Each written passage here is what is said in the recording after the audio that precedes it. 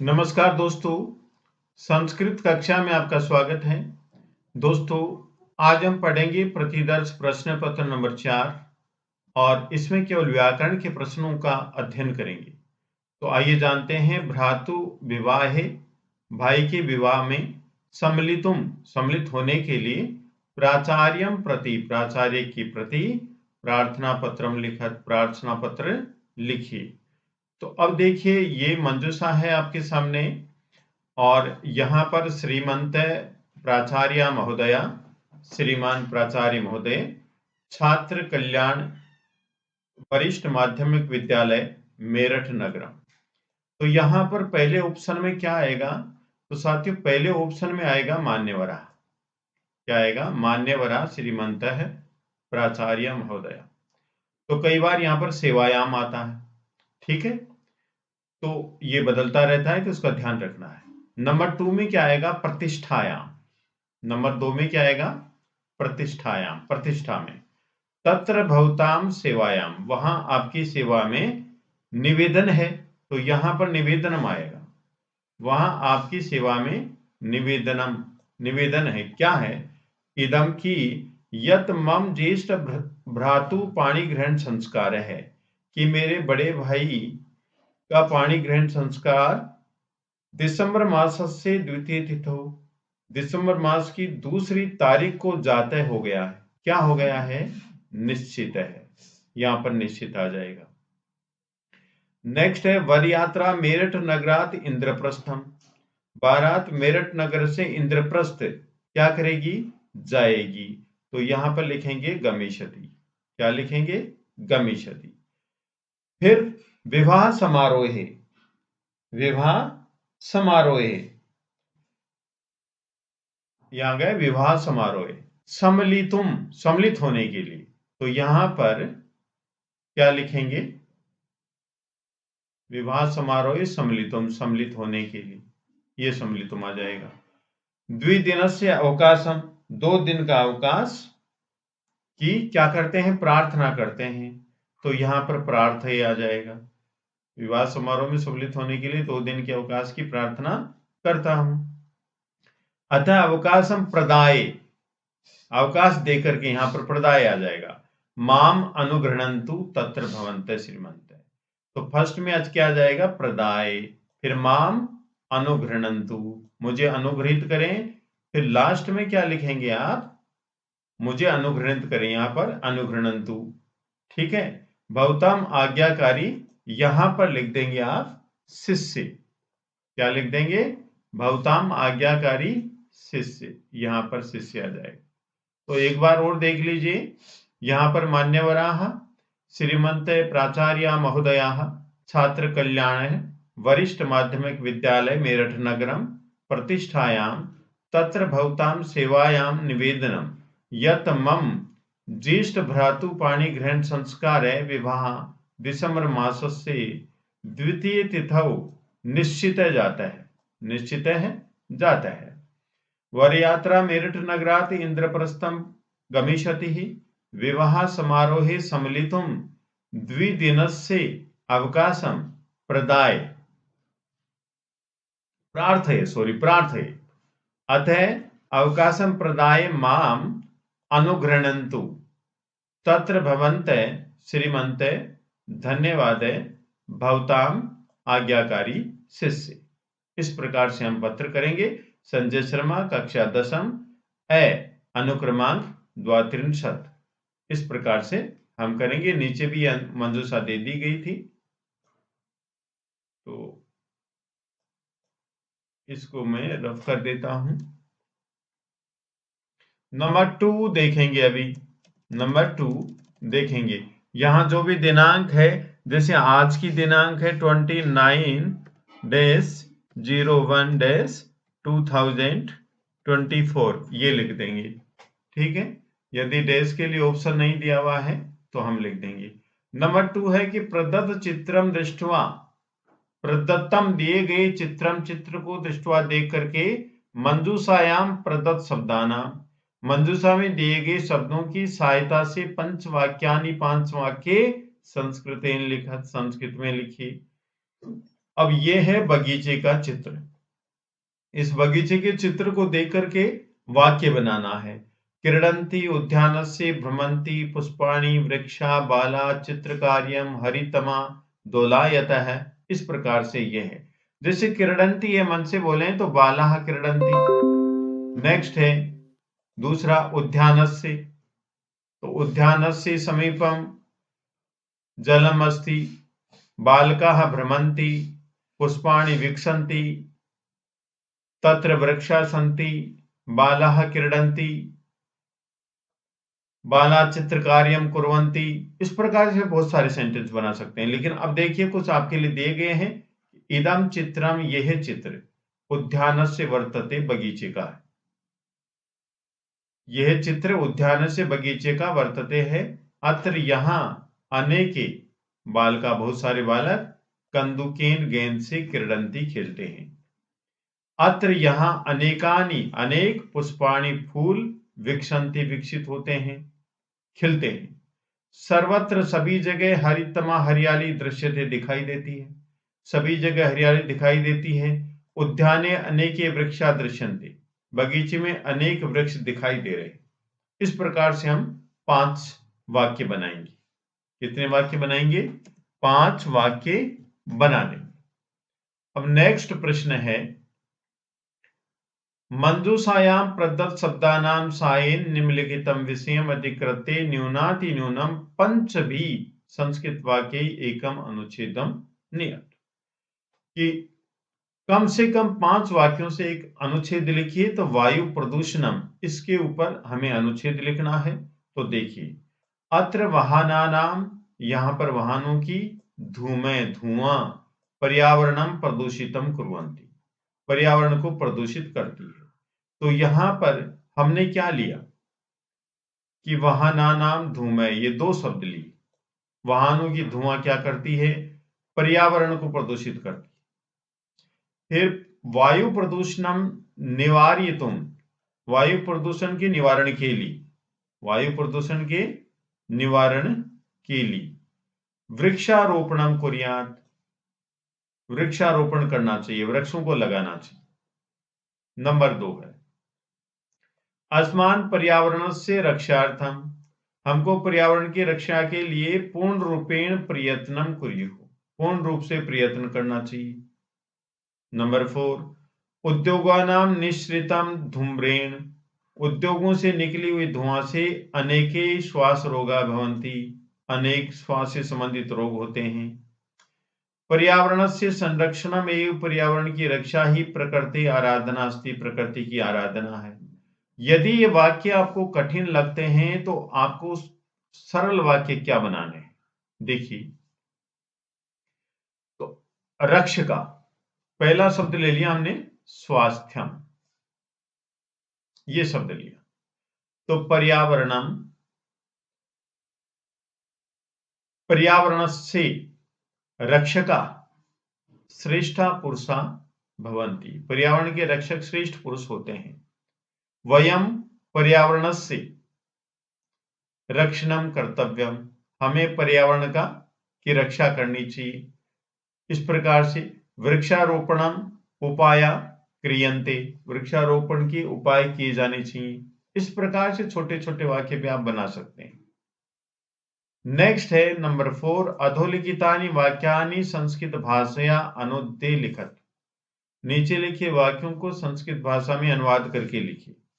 लिपिक अपना कार्य करता है, तो लिपिकै स्वकार्यं करोति, लिपिक अपना कार्य करता है। 2 किसानों ने खेत जोता, तो द्वौ कृषकौ, 2 किसानों ने क्षेत्रम, खेत, एकर्षताम, जोता। ऐसे कर सकते हैं। मैं आलस्य का त्याग करूंगा, अहम एतंद्राम त्यजिष्यामि, मैं आलस्य का त्याग करूंगा। तुम सब मिलकर गीत बोलो, तो यूयम, तुम सब मिलित्वा, मिलकर के, गीतम, गीत, वदत, बोलो। हमें रोज व्यायाम करना चाहिए, वयम नित्यम, हमें रोज व्यायामम कुर्याम, व्यायाम करना चाहिए। सफलता परिश्रम का परिणाम है, तो सफलता परिश्रमस्य परिणामः अस्ति, सफलता परिश्रम का परिणाम है। कल मोहन कहाँ था? है मोहन कुत्र आसीत, कल मोहन कहाँ था। अब क्वेश्चन नंबर 5 है कि अधोलिखित वाक्येषु रेखांकित पदेषु संधि या संधि विच्छेदम कुरुत सरह त्वयी। देखिए विसर्ग के आगे यदि थे आते हैं तो इस विसर्ग के स्थान पर ये से हो जाता है, ये से, तो इसकी संधि हुई सरस्त्वयी। चक्षु नामनी ये रह है ऊपर, इसके स्थान पर क्या जाएगा? विसर्ग आ जाएगा, क्योंकि विसर्ग से पहले यदि ए आ को छोड़ करके अन्य कोई स्वर आता है और विसर्ग के बाद में वर्ग का तीसरा चौथा पांचवा अक्षर आता है या ये रे आता है तो विसर्ग के स्थान पर रे हो जाता है। तो ये विसर्ग के स्थान पर रे हुआ, इसको हटाने के लिए हमें विसर्ग लगाना होगा। तो इस प्रकार से ये संधि होगी। यहां पर उत है, ते के स्थान पर दे, कै चे टे ते पे के स्थान पर गए जे डे दे ब हो जाता है, तो ते के स्थान पर दे हो जाएगा, तो उद वहती ये संधि बनी। श्यान ने यहां पर भी तय हो जाएगा न के स्थान पर, तो हमारी संधि विच्छेद हुआ श्यात न। नाम ध्येय भवतो, यहां पर विसर्ग के स्थान पर ओ हो जाएगा, क्योंकि विसर्ग के पहले यदि ए हो और विसर्ग के बाद में तीसरा चौथा पांचवा अक्षर हो तो विसर्ग के स्थान पर ओ हो जाता है, तो नाम ध्येयो भवतो, इस प्रकार से संधि हो जाएगी। क्वेश्चन नंबर 6 है कि अधोलिखित वाक्येषु रेखांकित पदानाम समास सम विग्रहम व प्रदत्त विकल्पेभ्य चित्वा लिखत। ठीक है, समास विग्रह प्रदत्त विकल्पों में चुन करके लिखिए। जैसे निर्जलम, इसका समास हमें विग्रह करना है, तो निर्जलम, निर का मतलब अभाव, तो जलस से अभाव है, षष्ठी तत्पुरुष समास है इसमें। रामयचे सीताचे रामयचे, यहां पर द्वंद्व समास है, इतरेतर द्वंद्व समास, दो हैं तो द्विवचन आना चाहिए, सीता रामौ। यहां पर ऑप्शन नहीं है साथियों, तो आप लिखेंगे सीता रामौ, इसमें कोई भी ऑप्शन सही नहीं है, तो आपको क्या लिखना है? सीता रामौ। जैसे बालकौ रामौ, ऐसे सीता लिख करके बाद में राम में द्विवचन लगा देंगे, सीता रामौ। ठीक है। जितानी इंद्रियाणी येन से अयम जने, जिसने इंद्रियों को जीत लिया है वो कौन है? तो उसको क्या बोलेंगे हम? जितेंद्रिय बोलेंगे, तो उसका आंसर ये होगा जितेंद्रिय है। ठीक है, बहुब्रीहि समास। त्यागेन समम सुखम न अस्ति, त्याग के समान सुख नहीं है, तो त्याग समम क्या होगा इसका? त्याग समम आंसर होगा ख, त्याग समम। तृतीया तत्पुरुष समास। एकम एकम प्रति, एकम एकम प्रति, तो ये होगा प्रत्येकम, क्या होगा? अव्ययीभाव समास प्रत्येकम। क्वेश्चन नंबर 7 है कि अधोलिखित वाक्येषु रेखांकित पदेषु प्रकृति प्रत्ययो संयोजी विभज्य व लिखत। ठीक है, तो श्रद्धावान, यहां पर श्रद्धा और मतुप प्रत्यय होगा, श्रद्धा प्लस मतुप प्रत्यय होगा। प्रकृति प्लस ठक है, प्राकृतिक बनता है, तो यहां पर क्या लिखेंगे? सौंदर्य में आगे लिखा हुआ है, तो आगे हम क्या लिखेंगे? प्रकृति प्लस ठक सौंदर्यम मोहकम भवति, तो यहां पर आंसर होगा सौंदर्यम, आगे नपुंसकलिंग एक वचन है तो नपुंसकलिंग एक वचन लिखेंगे प्राकृतिकम। आगे देखिए मूर्खत्वम, इसमें तव प्रत्यय है, तो मूर्ख प्लस तव प्रत्यय हो जाएगा, इसका क्या हो जाएगा? मूर्ख प्लस तव प्रत्यय, ये एक वचन। परीक्षायाम सफलता प्राप्त मम इच्छा बलवत धन गीप भवती, तो यहां पर स्त्रीलिंग बनाने के लिए हम क्या करेंगे? बलवती, ये हो जाएगा बलवती। तो गीप प्रत्यय नदी शब्द की तरह चलता है। लताया गीता नाम मधुरता, यहां पर मधुरता है, इसमें हम प्रत्यय करेंगे तल प्रत्यय, मधुर प्लस तल, ये प्रत्यय हो जाएगा मधुर प्लस तल, तो मधुरता। वाच्यानुसारम उचित पदे रिक्त स्थानानि पूरित्वा अधोलिखितम संवादम पुनः लिखत। ठीक है, मोहने रमे किम तत्र शालायाम गायक गीतानि गायति, मोहन बोलता है कि रमा क्या वहां शाला में गायक गीत गाता है? तो रमा कहती आम तत्र, वहां गायकेन गीतानि, गाय के द्वारा गीत गीयन्ते गाए जाते हैं। किसके अनुसार लिखेंगे? गीतानि के अनुसार। फिर नंबर 2 है कि मोहन है किम कापि बाला तत्र नृत्यति। मोहन कहते हैं कि क्या कोई लड़की वहां नाचती है। तो रमा कहती है कि आम तत्र तो द्वे बाले, वहां तो दो लड़कियां नृत्यतः नाच रही हैं। तो द्वे बाले के अनुसार प्रथम पुरुष द्विवचन की क्रिया लिखेंगे। नंबर 3 है मोहने किम इदानीम त्वम अपि तत्र गच्छसि। मोहन बोलता है क्या अब तुम भी वहां जाते हो। तो रमा कहती है आम, हाँ, अहम अपि तत्र, मया भी तत्र गम्यते। यहां पर मया आंसर हो जाएगा। क्या हो जाएगा? मया, मया अपि तत्र गम्यते। ठीक है। नेक्स्ट देखिए, मोहन बोलता है अरे गुरु आया थी, गुरु आ गए हैं। अहम तो, मैं तो प्रणमामि, प्रणाम करता हूं। मैं तो प्रणाम करता हूं। किसको? गुरु को। तो यहां पर नंबर 1 आ जाएगा गुरु। अब कालबोधक शब्द ही अधोलिखित दिनचर्याम पूर्यत। कालबोधक शब्दों से नीचे लिखी दिनचर्या को पूर्ण कीजिए। साथियों यहां पर मम माता प्रातः वादने उत्तिष्ठति, तो यहां पर 4:15 लिखा हुआ है। तो 15 को बोलते हैं हम सपाद, और फिर 4 को बोलेंगे चतुर्वादने, सपाद चतुर्वादने। हमारा वाक्य होगा मम माता प्रातः सपाद चतुर्वादने उत्तिष्ठति, ये हो जाएगा। आगे लिखा हुआ है पंच, तो पंचवादने आ जाएगा। क्या आ जाएगा? पंचवादने से सेंटेंस ऐसे कैसे हो जाएगा। नेक्स्ट लिखा हुआ है 6:45, तो पादोन सप्तवादने। 45 को हम बोलते हैं पादोन, और उसके बाद में हम लिखेंगे सप्तवादने, आगे की डिजिट। जैसे 6:45 है तो 6 पादोन लिखने के बाद 7 लिखेंगे सप्तवादने। इसका मतलब हो गया पादोन सप्तवादने 6:45। 7:30 है तो सार्ध, 30 को बोलते हैं सार्ध, और सप्तवादने। 2 बज रहे हैं 2 o'clock, तो यहां पर द्विवादने लिखेंगे। ठीक है। इस प्रकार से हम आंसर लिखेंगे।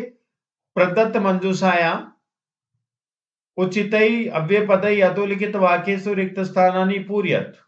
अब यहां पर रिक्त स्थान पूर्ण करने हैं हमें। पहले वाक्य में क्या आएगा कि केचत अंबोधा, कुछ बादल, गर्जंती गरजते हैं। क्यों गरजते हैं? व्यर्थ में ही गरजते हैं, बरसते नहीं है, वृथा आ जाएगा यहाँ पर। यदि अहम कृष्ण वर्ण है, यदि मैं काले रंग का हूं, तो का मतलब तर ही, यहां पर आ जाएगा तर ही त्वम किम गोरांग, तुम गोरे क्यों हो। अयम प्रवास है अति दीर्घ है दारुण है, ये प्रवास अत्यंत दीर्घ और कठिन, और कठिन, तो यहां पर आ जाएगा च। क्या आ जाएगा? च। भवान भयात पलायित है, आप भय से भाग रहे हो, तो प्रश्नवाचक चिन्ह लगा हुआ है। तो इसका मतलब होगा कहां से, आप किस भय से भाग रहे हो। भवान कुतः भयात पलायित है, आप कहां से भय से भाग रहे हो। अधोलिखित वाक्येषु रेखांकित अशुद्ध पदाय उचित पदम चित्वा वाक्यानि लिखत। नीचे लिखे वाक्यों में रेखांकित अशुद्ध पदों के लिए उचित पद चुन करके वाक्यों को पुनः लिखिए। पवनम वेगेन वहति, यहाँ पर पवनम है, ये गलत है। इसके स्थान पर आंसर होगा आपका पवन है, क्योंकि ये पुल्लिंग है। पवन वेग से बहता है। अहम आम्रम खादति, यहाँ पर खादति गलत है, क्योंकि अहम उत्तम पुरुष एक वचन है, तो इसलिए यहां पर उत्तम पुरुष एक वचन का आंसर होगा खादामी। मोहन गृहम तत्रास्ति, मोहन का घर वहां है, तो यहां पर मोहन गलत है, तो यहां पर इसके स्थान पर होगा मोहनस्य गृहम तत्रास्ति। भवान स्व कुत्र गच्छति, आप कल कहां जाओगे, तो यहां पर गच्छति गलत है, क्योंकि स्व के योग में क्या आता है? भविष्यत काल आता है। भविष्यत काल आता है, तो इसके स्थान पर क्या हो जाएगा? गमिष्यति। भवान स्व कुत्र गमिष्यति, तो यहां पर आंसर होगा गमिष्यति। नेक्स्ट है क्वेश्चन नंबर 11, अधोलिखित वाक्येषु रेखांकित पदानाम प्रसंगानुकूलम उचितार्थम चित्वा लिखत। प्रसंग के अनुकूल उचित अर्थ लिखिए। ये लिखना है हमें, प्रसंग के अनुकूल, जो पेपर के अंत में पूछा जाता है। पेपर के अंत में पूछा जाता है। उदात रम्य है, क्या है? उदात रम्य है, समुदाचार्य है, तो यहां पर आंसर क्या होगा? उदात रम्य समुदाचार्य का आंसर क्या होगा बताइए? अत्यंत रमणीय, आंसर होगा अत्यंत रमणीय। नेक्स्ट है तेन वचने दार्गो निर्भर्त्सयति, निर्भर्त्सयति इसका अर्थ क्या होगा?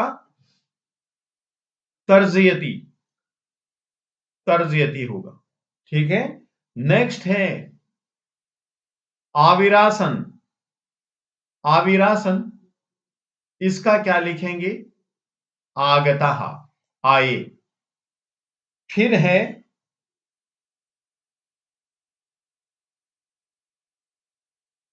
बोधुम, वहानानाम योग्यम, वहानाय योग्यम होगा, वहानाय योग्यम। तो दोस्तों यदि आपको वीडियो पसंद आया तो आप लाइक कीजिए, शेयर कीजिए, कमेंट कीजिए, सब्सक्राइब कीजिए। धन्यवाद।